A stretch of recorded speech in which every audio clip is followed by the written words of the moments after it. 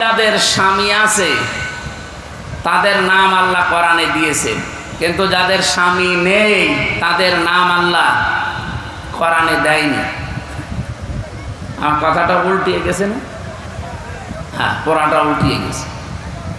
যে মায়া মহিলাদের দুনিয়ায় স্বামী আছে ওদের নাম আল্লাহ কোরআনে দেয়নি। আপনি কোরআন শরীফ পড়ে দেখবেন স্বামীওয়ালা মহিলার নাম নেই, কিন্তু যাদের স্বামী ছিল না তাদের নাম আল্লাহ কোরআনে দিয়েছেন। তার ভেতরে এই মহিলার নাম মারিয়াম। নাম কি? মরিয়ম না, মারিয়াম।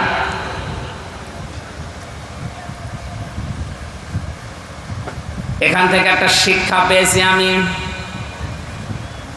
রাইসুল মুফাসসিরিন আব্দুল্লাহ ইবনে আব্বাস রাদিয়াল্লাহু তাআলা আনহু তাফসীরে তাবারির ভেতরে আয়াতের এই নামকরণ করতে গিয়ে শানে নজুলের ভেতরে তিনি লিখেছেন, পৃথিবীর মেয়ে লোক যাদের স্বামী নেই তারা যে কত অসহায়, যাদের স্বামী আছে এই মানুষগুলো যে কত উপরে আছে তারা নিজেরা টের পায় না। সম্মানিত মা বোন যারা এসেছেন, পৃথিবীতে আপনার যদি কিছুই না থাকে, স্বামী আছে, মনে করবেন দুনিয়ায় এখনো আপনার আছে। স্বামী ছাড়া একটু চলে দেখেন পৃথিবী কেমন। খাদিজাতুল কুবরা রাদিয়াল্লাহু তাআলা আনহা তার পড়া জীবনী আমি 3 বার পড়াটা পড়েছি একাধারে। আমার এই ছোট্ট মাথার ভেতরে খাদিজাতুল কুবরা থেকে 27টা শিক্ষা আমি বের করতে পেরেছি।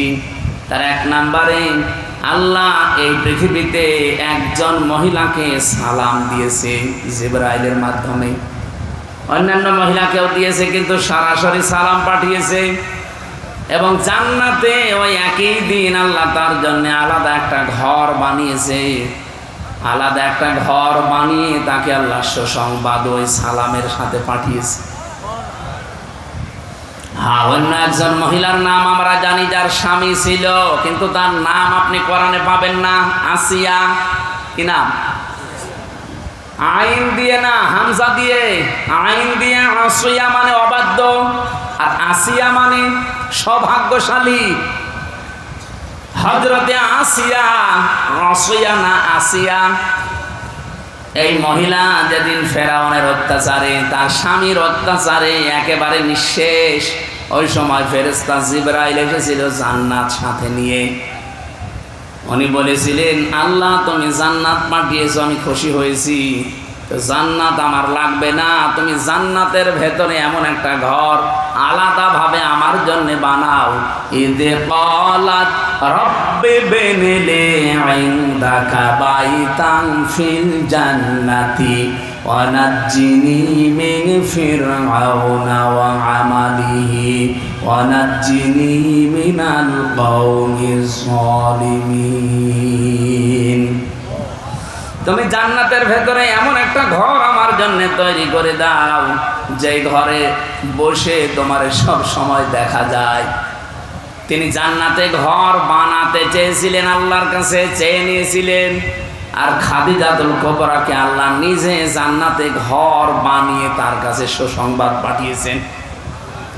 দুইজনের বিষয়টাই কিন্তু স্বামী। একজন স্বামীর অত্যাচারে অত্যাচারিত হওয়ার পরে বরদোয়া দেয়নি। আয়াতের দিকে খেয়াল করেছেন? একটু খেয়াল করে শুনবেন। ওয়ানাজ্জিনি, এখানে টান আছে। হযরতে আসিয়া ডাক দিয়ে বলেছে, আল্লাহ তুমি আমাকে বাঁচাও আমার স্বামীর অত্যাচার থেকে। আর স্বামী আমাকে অন্য যাদের দ্বারা অত্যাচার করাচ্ছে, বিশেষ করে আমার হাতের ভেতরে ব্রেক লাগিয়েছে, আমার পায়ের ভেতরে ব্রেক লাগিয়েছে, আমার কপালে শলাকা লাগিয়েছে, আমার মাথার উপরে গরম তেল ঢেলে দিচ্ছে, চুলগুলো সব আমার উঠে গেছে, আমার পোড়া উলঙ্গ করে আমার লজ্জাস্থানের দিকে ওরা বর্ষা মারে। এ কঠিন অবস্থাতে আমি তোমার কাছে একটা দোয়া করলাম, এই দৃশ্য দেখে তুমি যেন রেগে যেও না। ওয়ানাজ্জিনি মিন ফিরআউনা, তুমি আমাকে বাঁচাও ফেরাউন থেকে। আমালিহি ওয়ানাজ্জিনি মিনাল কওমিজ যালিমিন, আর এই জালিম সম্প্রদায় থেকে তুমি আমাকে বাঁচাও, কিন্তু তুমি আমার স্বামীর উপরে গজব দিও না। কি বুঝলেন আপনি? এত বড় কঠিন অত্যাচার জুলুম নির্যাতনের সময়ও তিনি স্বামীর জন্য বরদোয়া দেননি। বলেছিলেন যে আপনি আমাকে বাঁচান, কিন্তু আপনি আমার স্বামীর ওপরে কোনো গজব দিয়েন না। মা বোন যারা এসেছেন, বিভিন্ন জায়গায় বসে আছেন, সাতক্ষীরার মেয়েরা, একটা স্বামী মাথার ঘাম পায়ে ফেলে কত কষ্ট করে আপনার জন্যে। পুরুষের এই কষ্টটা, এই শ্রমটা, এই টেনশন যদি আপনার মাথার উপরে চাপিয়ে দেওয়া যায়, আপনি একদিনও টিকে থাকতে পারবেন না। এত বড় কঠিন অবস্থায় আপনাকে আল্লাহ সংসার করাচ্ছে, সারাটা জীবন এই লোকটা মাথার ঘাম পায়ে ফেলে আপনার জন্য সব করে। হঠাৎ একটা সাবান যদি একটু কম হয়ে যায়, তখন আপনি বরদোয়া দিয়ে ফেলেন। নবীজি বলেন, আমি মেরাজে গিয়ে জাহান্নামে মেয়েদেরকে বেশি দেখেছি দুইটা কারণে। এক নাম্বারে তারা স্বামীর নাশকরিয়া করে, সারা জীবন ঠিক আছে, হঠাৎ একটা কিছু কম হয়ে গেলেই বরদোয়া দিয়ে দেয়। এরকম ছোট মনের বউ নেই? এই কথা বলেন না কেন? দুই নাম্বারে ওরা গীবত করে বেশি, এক জায়গায় বসলে শুধু পরনিন্দা পরচর্চা করে। এই দুইটা কারণে মেয়েদেরকে নবীজি বেশি জাহান্নামে দেখেছেন। হাদিসটা পড়লে মনে হয় এই দুই কারণের মহিলা বাংলাদেশে বেশি। কত বড় কঠিন পরিস্থিতিতেও স্বামীর জন্য তিনি বরদোয়া না দিয়ে দোয়া করেছিলেন যে আমার স্বামীর উপরে আল্লাহ তুমি রেগে যেও না, তার উপরে তুমি গজব দিও না, তুমি আমাকে বাঁচাও। আরেকজনের নাম বললাম খাদিজাতুল কুবরা। এই মহিলা, তাকে আল্লাহ সালাম দেওয়া, জান্নাতে ঘর বানিয়ে পাঠানো এই স্বামীর কারণে। সারাটা জীবন পড়ে দেখলাম উনি কোনোদিন এক ওয়াক্ত নামাজ পড়েননি, একটা রোজা রাখেননি জীবনে কোনোদিন, একদিনের জন্য পর্দায় ছিলেন না খাদিজা, এক জীবনে একটা হজও করেননি, একটা টাকা কোনোদিন যাকাতও দেননি। কারণ এই বিধানগুলো সব নাজিল হয়েছে তার ইন্তেকালের পরে, এটা উনি পাননি। এরপরও আল্লাহ তাকে সালাম দিলেন, জান্নাতে ঘর বানিয়ে সুসংবাদ পাঠিয়ে দিলেন। একটাই কারণ ছিল, ওই 27টা কারণ বলতে গেলে আমার শিক্ষা হবে না, আমি একটা বলছি। তিনি জীবনে যতদিন স্বামীর সংসারে ছিলেন, মুহাম্মদ রাসূলুল্লাহ তার স্বামী, কোনো দিন একদিনের জন্যও স্বামীর মনে তিনি দুঃখ দেননি। এখানে যত স্বামী বসে আছেন, আমি সহ গ্যারান্টি দিয়ে বলতে পারবেন আল্লাহর দিকে তাকিয়ে, যে জীবনে কোনোদিন সাংসারিক জীবনে একদিনের জন্য আমার বউ আমাকে দুঃখ দেয়নি, কষ্ট দেয়নি। তোলেন তো দেখি হাত। সভাপতি না এটা? এটা সভাপতিও হাত তুলতে পারিনি, তার মানে ঝামেলায় আছে। আমিও তুলতে পারলাম না, আমি মিথ্যা কথা বলবো কেন? কি আশ্চর্য মা বোনেরা, ভিডিও দেখতেছেন আপনারা, কি চিন্তা করে দেখেন, এখানে হাজার হাজার স্বামী বসে আছে, একটা স্বামীও হাত তুলতে পারেন। কারণ আমি কসম দিয়েছিলাম আল্লাহর নামে, মিথ্যা কথা বলবে কি করে?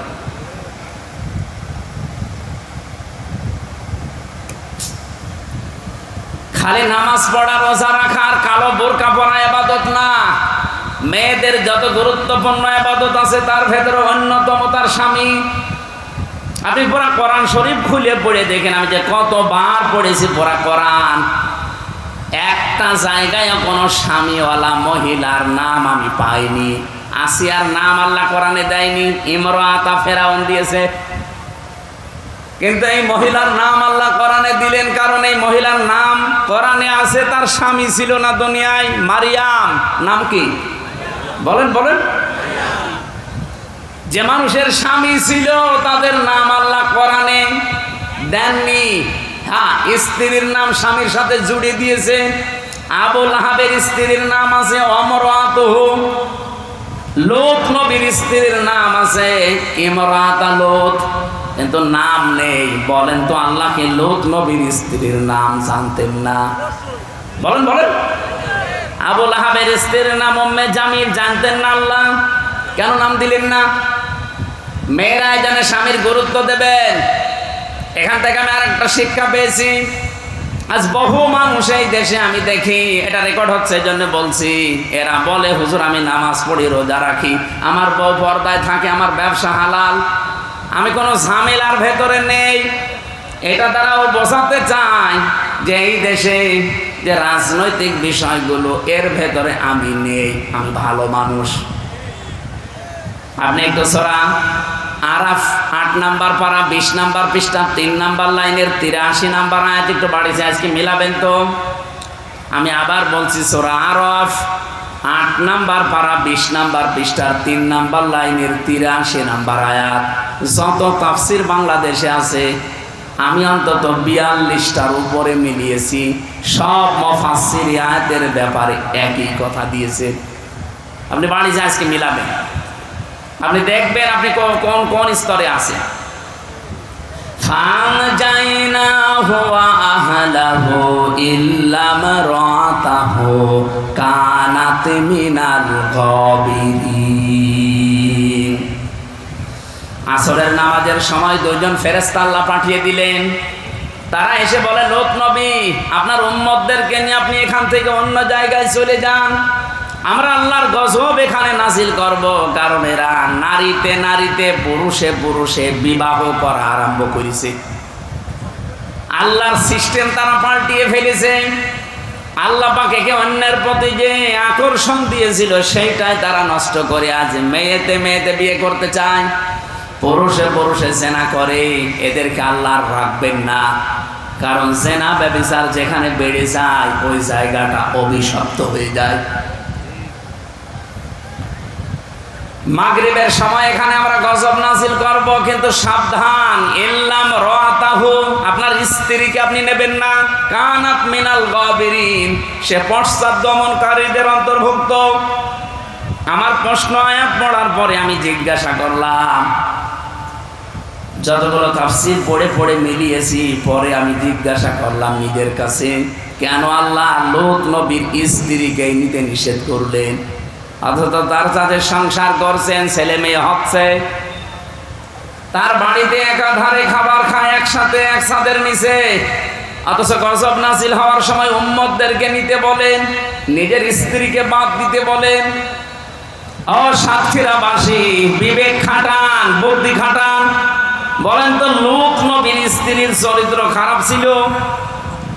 বলেন না। না, এই পৃথিবীতে কোন নবীর স্ত্রীর চরিত্র খারাপ ছিল না, তার চরিত্র হীনা ছিল না, কারণ কোন হারাম রক্তের ভেতরে আল্লাহ নবীদের রক্ত প্রবেশ করার নাই। এ পৃথিবীতে যত নবী এসেছে কোন হারাম রক্তের ভেতরে আল্লাহ নবীদের রক্ত দেননি। লূত নবীর স্ত্রীর চরিত্র ভালো ছিল, সে চরিত্র হীনা ছিল না, কিন্তু গজব নাজিল হওয়ার পরে আল্লাহ তাকেও ধ্বংস করে দিলেন, সে জাহান্নামে চলে গেছে।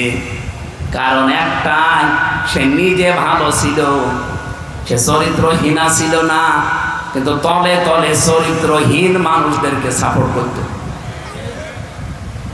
ওই যে যারা মেয়েতে মেয়েতে জেনা করে, পুরুষে পুরুষে জেনা করে, চরিত্রহীন মানুষদেরকে, এই দুশ্চরিত্রবান মানুষদেরকে সে সাপোর্ট করত তলে তলে। আপনি চিন্তা করতে পারেন, একজন নবীর স্ত্রী, তাও যেমন তেমন সাধারণ মানুষের স্ত্রী না, নবীর স্ত্রী হওয়ার পরেও চরিত্রহীন মানুষদেরকে সাপোর্ট করার কারণে যদি জাহান্নামে যায়। এই বাংলাদেশে কত মানুষ হাজী সাহেব, নিজে ভালো মানুষ, নিজের বউ পর্দায় থাকে, নিজের ব্যবসা হালাল, নিজে 5 ওয়াক্ত নামাজ তাহাজ্জুদ মিলে পড়ে, যাকাতও দেয় বছরে বছরে, নিজে সব কিছু ইসলামের উপরে, এমন এমন জায়গায় সাপোর্ট করে, ভোট দেয়, রায় দেয়, যার চরিত্র ভালো না। আপনাকে বলা লাগবে বাংলাদেশে নেই। এমন নেতার পেছনেও কাজ করে যার দিনের চরিত্র একরকম, রাতের চরিত্র আর এক রকম। আপনি কি দুনিয়ার কাজ মনে করছেন? এটা মনে করছেন আল্লাহ টের পাচ্ছে না? কে বলেছে আপনাকে? লূত নবীর স্ত্রীকে যদি আল্লাহ ছাড় না দেয়, আপনাকে ছাড় দেবে?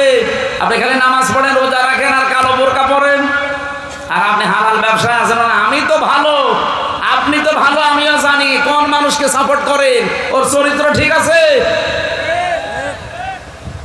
সূরা নিসা 5 নাম্বার পারা 10 নাম্বার পৃষ্ঠার 12 নাম্বার লাইনের 85 নাম্বার আয়াতে আছে, মাইয়াশফা শাফাআতান হাসানাতান ইয়াকুল লাহু নাসীবুম মিনহা ওয়া মাইয়াশফা শাফাআতান সাজ্জিয়াতান ইয়াকুল লাহু কিফলুম মিনহা।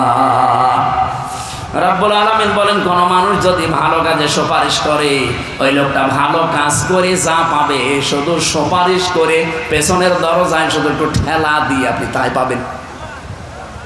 কোন মানুষ যদি অন্যায় কাজ করে, ও অন্যায় কাজ করে যে গুনাহ হবে, আপনি শুধু পেছনের দরজা দিয়ে ঠেলা দিয়ে সাপোর্ট দিয়ে সেই গুনাহগার হবেন। এটা দুনিয়ার কাজ মনে করে সামনের এটা কেউ এড়িয়ে যাবে না। হ্যাঁ, এ তো দুনিয়ার কাজ। কে বলেছে আপনাকে? আপনি যা করবেন এইটা দিয়ে হয় আপনার জান্নাত তৈরি হবে, যা করবেন অথবা এইটা দিয়ে আপনার জাহান্নাম তৈরি হবে। আপনি যা করছেন এখন আপনার নিজের উপরে। লূত নবীর স্ত্রীর দিকে তাকিয়ে একটু ভাববেন। আমি একটা দুইটা পড়লে বলতাম না, 42টার উপরে আমি মিলিয়েছি। আমার ভয় লাগে, আমি এমন মানুষকে আবার সাপোর্ট করি না তো, এমন মানুষের পেছনে নেই তো যে তার চরিত্র ভালো না। আল্লাহ আমাদের সবাইকে যেন এই আয়াতটার উপরে আমল করার তৌফিক দান করেন, বলেন আমিন। যারা আমিন বলেননি তারা মনে হয় লূত নবীর স্ত্রীর সাথে জাহান্নামে যেতে রাজি আছে। কারণ আমি জানি আপনি আমিন বলবেন না, আপনি তো সাপোর্ট করেন এমন মানুষকে। এবার বলেন তো আমিন। না, এখনো সবাই বলেনি। বলেন, আপনি কি আয়াতটা মানতে চান না? এক কথা বলেন না কেন? সুতরাং সামনে যদি সময় আসে, সুযোগ আছে, কোন চরিত্রহীন মানুষ আমার সামনে আসতে পারবে না। এই কথা বলা লাগবে।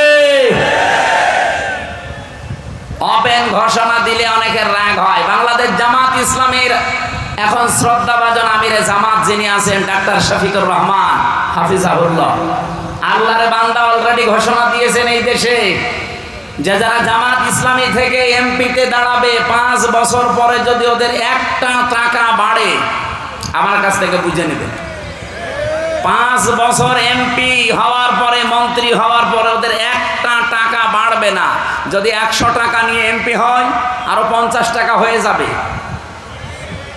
এই কথা বললেন না কেন? বাংলাদেশে এমন কোন দল আছে যে এই ঘোষণা দিতে পারে? বলেন, আমি সেখানে যাব। কাউকে তো পাচ্ছি না যে এই কথা দায়িত্ব নিয়ে বলতে পারে যে আমার দল থেকেও যদি কেউ এমপি হয়, মন্ত্রী হয়, 5 বছর পরে ওর 100 টাকা থাকলে 50 টাকা হবে। বলেন, কেউ এই দায়িত্ব নেয় না। আমার মনে হয় এই ঘোষণা দিলে অনেক দল থেকে কেউ এমপি দাঁড়াবে। বলবো ছাতা আমি কি করবো, আমার যা ছিল ওইটাও চলে যাবে। আর ভালো মানুষ পান না। বলে ভালো মানুষ পাবো কোথায়? মাওলানা মতিউর রহমান নিজামী হাফিজাহুল্লাহ রহমাতুল্লাহ আলাইহি, উনি তো ইন্তেকাল করেছেন, শহীদ হয়ে গেছেন। এই লোকটা মন্ত্রী ছিল, মন্ত্রিত্ব চালিয়ে 36 টাকা বেঁচেছিল, ওটা রাষ্ট্রকে ফেরত দিয়েছে। এই পৃথিবীর ইতিহাসে এই প্রথম। আর আপনি ভালো মানুষ খুঁজে পান না? না, ভালো মানুষ খুঁজতে হলে আমার মনে হয় এখন জিবরাইলকে নিয়ে আসা লাগবে। আমরাও তো বলেন সাধারণ মানুষ, আমাদের ভেতরেও আপনার মতো লোভ, লালসা, আকাঙ্ক্ষা এগুলো নেই? এই ঝঞ্ঝা বিক্ষুব্ধ পৃথিবীতে আপনার সাথে আমি চলি, আপনার সাথে আমি আছি। এই জায়গায় টিকে থাকা মানুষ হিসাবে কত কঠিন, আপনি নিজেকে ওই জায়গায় দাঁড় করিয়ে বলেন তো। আপনার মতো আমার আত্মীয় স্বজন নেই, আপনার মতো আমার স্ত্রী নেই, তাদের কাছ থেকে চাপ আসে না, এরপরেও টিকে থাকা কত কঠিন। যারা ছিল জীবন দিয়ে গেছে, দুর্নীতির সাথে আপোষ করেনি, এ মানুষগুলো আল্লাহর ওলি। ভালো মানুষ খুঁজে পায় না। আপনি নিজেই তো খারাপ মানুষ, ভালো মানুষ খুঁজে পাবেন কি করে? আমি স্বামী আছে আর স্বামী নেই এই কথা তুলতে গিয়ে এ পর্যন্ত এসেছিলাম। সুতরাং যাদের স্বামী আছে, যতদিন বেঁচে আছে গুরুত্ব দেবে। হারিয়ে গেলে তখন টের পাবেন যে কি হারালাম। স্বামী যাদের নেই ওদের কত উল্টাপাল্টা মন্তব্য মানুষ করে, কত উল্টাপাল্টা নজর দিয়ে তাদের দিকে তাকায়, আপনি জানেন? এই জন্য অন্তত এই বট গাছটা বেঁচে আছে যতদিন এর হক আদায় করবেন, এর ছায়ায় থাকতে হলে একে সেবা যত্ন করবেন। আল্লাহ আমাদের মেয়েদেরকে হযরতে খাদিজাতুল কুবরার সাথে যেন জান্নাতের কাতারে শামিল করে দেন, বলেন আমিন। সূরা মারিয়াম থেকে ৯৮টা আয়াত আছে, মাত্র একটা আয়াত পড়েছি। আমার এই মাথার ভেতরে আয়াত নিয়ে যত তথ্য আমি পেয়েছি, শুধু আমার জীবন না, এখন ৩৩ বছর আমার বয়স, কিয়ামত পর্যন্ত যদি আয়াত নিয়ে কেউ আলোচনা করে, কিয়ামত এসে যাবে তাও শেষ হবে না, এত কথা আছে এর ভেতরে। আমরা আসেন এখান থেকে কিছু আবিষ্কার করার চেষ্টা করি ইনশাআল্লাহ। রব্বুল আলামিন জানাচ্ছেন